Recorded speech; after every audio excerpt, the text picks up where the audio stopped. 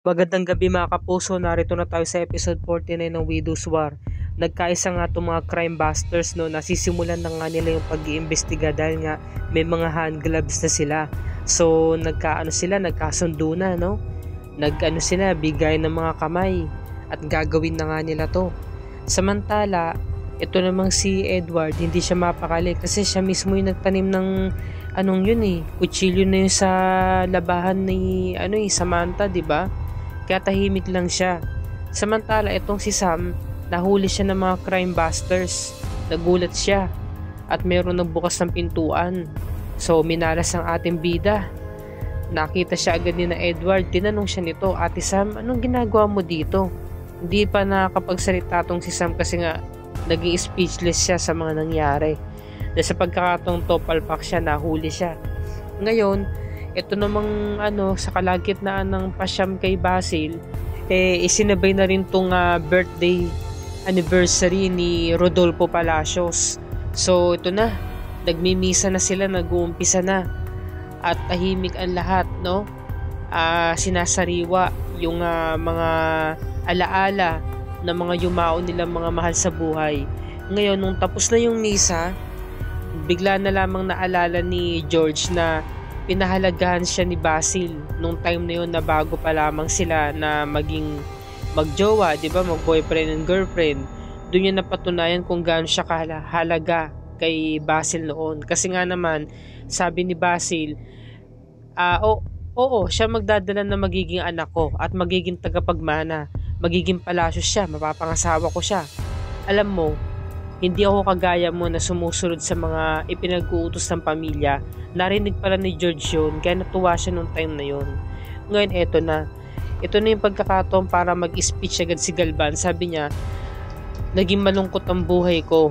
Akala ko wala na akong pag-asa, pero isang beses nagkaroon ako ng liwanag sa buhay.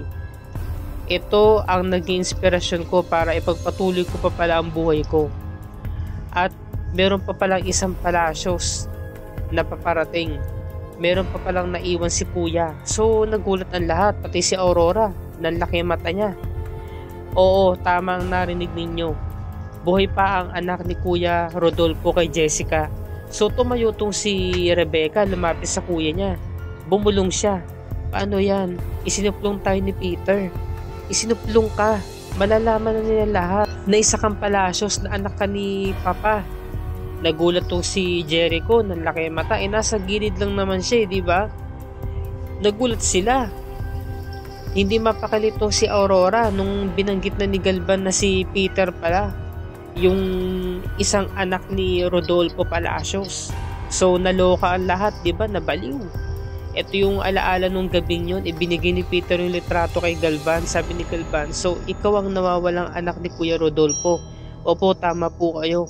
Hindi ko po nabanggit sa inyo dati pa kasi nag-aalala po ako na natatakot po ako na baka pagtabuyan nyo ako."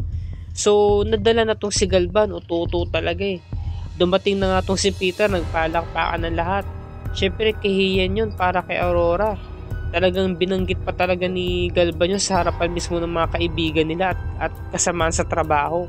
Ito namang si Rico napasalita, sabi niya, "Biruin mo, no? Kaya pala ganun pala yung si Peter, kung makapagsalita kanina tungkol sa pera, yung pala magiging amo na pala natin siya. Iba talaga, no? Yung mga driver lang tapos nagiging amo na agad." Nagkakasundo sila ni Cairo eh. Ngayon eto na.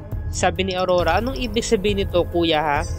"Aurora, hayaan mo na muna siya magsalita para marinig natin ang statement niya." "Sige na, Peter, magsalita ka na." Tama po sinabi niya, Tita Aurora. Madam Aurora pa binanggit niya, di ba? "Ako po si Peter, ang anak po ni Rodolfo Palacios.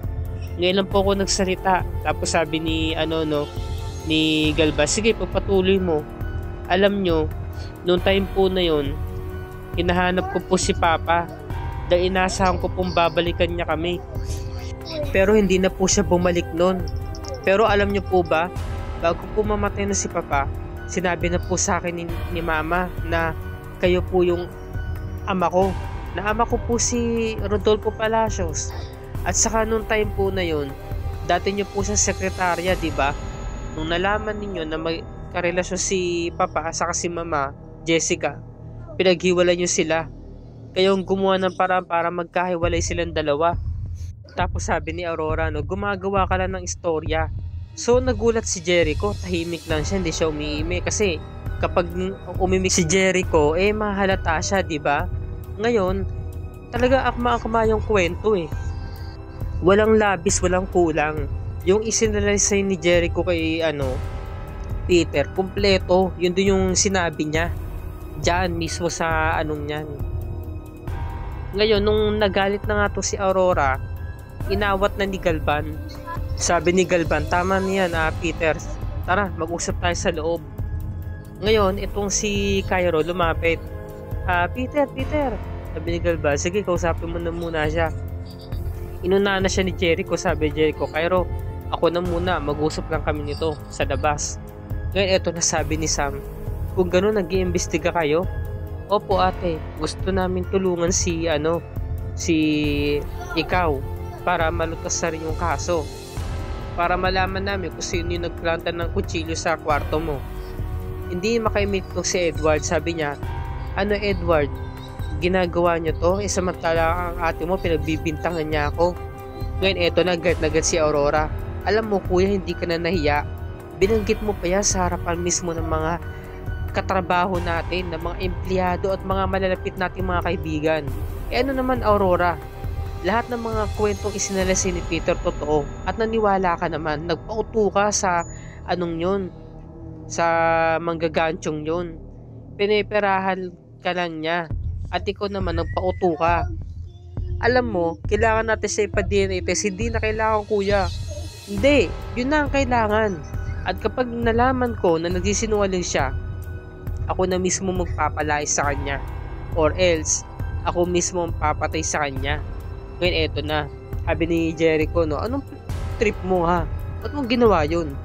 Lang niya ka, kinuwelyuhan si Peter, no, napanggap ka na ako, pinalabas mo na ikaw yung nawawalang anak ni Rodolfo Palacios. Alam mo, nagharap na kami ng magandang tsepo ni Rebecca at sasabihin namin ng totoo balang araw na ako yung nawawala anak ni Rodolfo Palacios, pero inunahan mo ko. Tol, pasensya ka na. May sakit ang nanay ko, breast cancer eh. Buhay na nanay ko nakasalalay dito. Kailangan ko tong gawin na magpanggap para magkaroon ng pera. Nabaon ako sa utang eh. Yung inutangan ko, walang nga. Sindikato pala yun. Ngayon, sinisingil ako. Ngayon, eto na. Sabi ni Galvan, hindi ka ba naniniwala? Akmang-akma yung istoryang binanggit ni Peter. At eto na nga yung pagkakataon para maging ama ulit ako, kasi nga sabi nga ni Aurora, hindi pa nga naagnas ang anak mo si Basil dahil pasyampa niya ngayon mo pa talaga sinabi. Gusto mo na bang palitan si Basil ha? Hindi totoo yan. Of course, anak ko si Basil, hindi ko siya papalitan. Pero nabuhayin ulit ang loob ko na maging ama. Bakit ito na yung pagkakataon para alagaan ko naman si Peter? Sabi ni Aurora, no, tanga ka, ututo. Wala kang kwenta. Pwede ba Basil? Multuhin mo nga tong tatay mo, pumunta ka nga dito, magparamdam ka. Natatawa na lang si Galvan napapangiti na lang. Nakakatawa talaga ito eksenang to, no? Lokal-lokal na si Aurora, baliw na eh. Hindi niya talaga makayanan yung kabaliwan na ginagawa ng Kuya Galvan niya. Naupo na lang si Galvan. Samantala, ito namang dalawang to, nagtatalo sila. Sabi niya, bawiin mo yung mga sinabi mo. Tol, darating naman tayo dyan eh. Saka na kapag nabayaran na ako. Hindi, ngayon na mismo, ora mismo. Dahil kundi papatayin kita. Sabi ni Jericho, no? So, binabantaan niya talaga. Kaso, kukwelyuhan na naman ni Jericho at sinikmuraan na nga niya si Peter. Buti nga sa'yo. Yan ang napapala mo, sinikmuraan ka ngayon ni Jericho. Ngayon, susuntukin na nga sana ulit ni Jericho kaso bilog dumating si Cairo. Sabi, uy, ano ka ba naman Jericho? Tagal-tagal mong sinusulo to si Peter eh. Ako naman pwede. Uy, Peter kalahin mo, amo ka pala namin ha.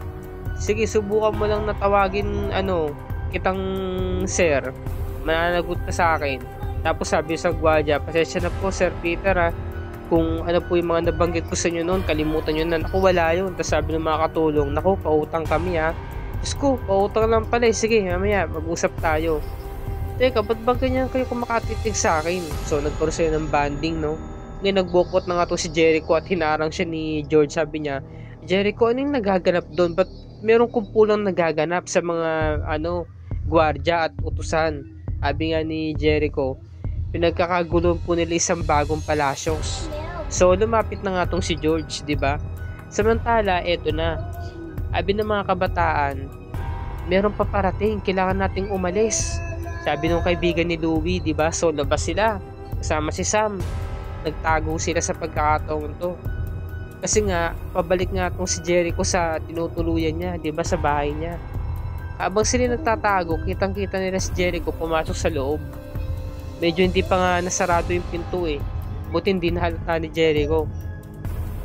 Maya-maya mo, bigla na siyang lumabas at nilak niya yung pintuan. So sa madaling salita, hindi na sila makakapasok doon dahil nakalak na yung pinto eh. Diba? So nakahinga na maluwag tong si Sam. Pero naalala niya, naiwan niya kasi doon yung sapatos, yung rubber shoes sa loob ng kwarto nga ni Jericho. Kaya kinakailangan niyang balikan yun. Ngayon, nagkahiwa-hiwalay na sila at hinayaan na nga siya ng mga kabataan. Samantalang si Sam, nagpatuloy pa rin sa plano niya na makuha talaga yung rubber shoes na yun. Kasi proof of evidence yun eh. Diba? Malaking ebidensya yun. Ang nangyari, dumaan siya sa likod. Sa may bintana siya dumaan. Kasi nga nakakandado yung pintuan eh, sa unahan eh. Ang lakas pa rin ng loob ni Sam, ayaw pa rin niyang tumigil. So, ang hina lang ng ng kukote nito ni Jericho, no? Nilak niya yung pintuan pero yung bintana hindi niya nilak. So, madali siyang pasukan sa likod. Nung nakapasok na nga tong si Sam, dahan-dahan pa nga siya, di ba? Hinalungkat niya ulit yung ilalim ng kama ni Jericho at nakuha niya ulit yung rubber shoes. Muli sa kasamang palad, minamalas talaga tong ating bida dahil nahuli na naman siya sa pagkakataong ito. At ang nakahuli na sa kanya ay walang iba kundi si Cairo saka si Peter. Ma'am Sam, ano po ginagawa nyo rito? Sabi ni Cairo. Nagulat siya. So, hindi na siya makapagsalita, di ba? Na-species na naman ang ating bida. Eh, yun nga, dahil nga nabisto na nga siya, kinumpronta niya na si Peter. Sabi niya, Peter, alam kong sa itong rubber shoes na to. Bakit may bahay ito ng dugo? Umamin ka na, sabi ni Cairo. Peter, baka ikaw pumatay kay Ma'am Beverly. Hindi, no? Hindi ko magagawa yun. Ma'am Sam, hindi po ako ang killer. Ang totoo po niyan, bahid po yan ng dugo ng baboy. Anong dugo ng baboy? Oo. Kasi nung time na yun, di lang naman yung baboy ang binili ko eh. Bumili rin ako ng dugo. Talaga? Opo, Ma'am Sam. Dugo po yan ng baboy. Dahil inutusan po ako ni Ma'am Beverly na bumili. Ngayon narinig siya ni George. Diba? Kasi nung gabing yun, plano po talaga niya natakutin si Ma'am George. Pakanaan niya po lahat yun. Ngayon, dumating tong si George, sabi niya, Pakana lahat yun ni Beverly. Sige na, sabihin mo na, Peter, narinig na kita eh. Ma'am George, pasensya na po talaga. Kasi po, nakapagsabuatan po kay Ma'am Beverly para takutin kayo.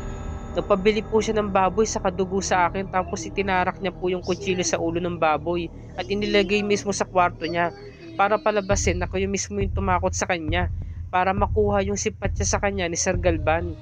So nakipagsabuatan ka kay Beverly ha, sinampal niya si Peter. Pasensya na po madam, pasensya na po, patawarin niyo po ako. Sabi ni George, no, para saan pa at ibubuhos ko sa yung galit ko. Wala rin namang silbi. Eh lalo na't cousin-in-law kita. Sabi ni Sam, cousin-in-law? Oo, hindi ko ba alam, sabi ni George, no? Eh naalala nga ni Peter yung usapan nila ni Beverly. Kasi tinatanong siya ni Sam, Peter, magkakilala ba kayo ni Beverly? Sagutin mo yung tanong ko, kung matagal na ba kayo magkakilala? So nagsinungaling si Peter, sabi niya, kailan lang po kami nagkakilala ni Miss Beverly? Kasi nga yung flashback nga na pinakita, di ba? Sabi nga doon ni Peter, hindi mo alam na patay na si Basil. Wala ka rito kung hindi kita tinawagan. Diba? So matagal na magkakilala si Beverly saka si Peter. At ito na nga, sabi nga ni George, tinarastok niya si Sam. Ang taray nga ng ganap niya dito eh. Ng niya, sabit niya ng linya eh.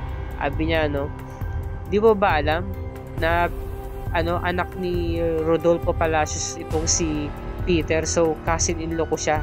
Palibasa kasi busy ka sa paghahanap ng ebidensya. at paghahanap ng taong masisisi, wala ka naman palang napala. So dito na po nagtatapos ang review ni Rika para sa gabi ito mga kapuso. Kung bago ka pa lamang sa aking channel, kung maaari paki-subscribe lamang po para lagi ka updated sa mga episodes ng Widow's War and other GMA shows tulad nito. Magandang gabi po sa inyong lahat. Maraming salamat po sa inyong panonood mga kapuso, and God bless us all.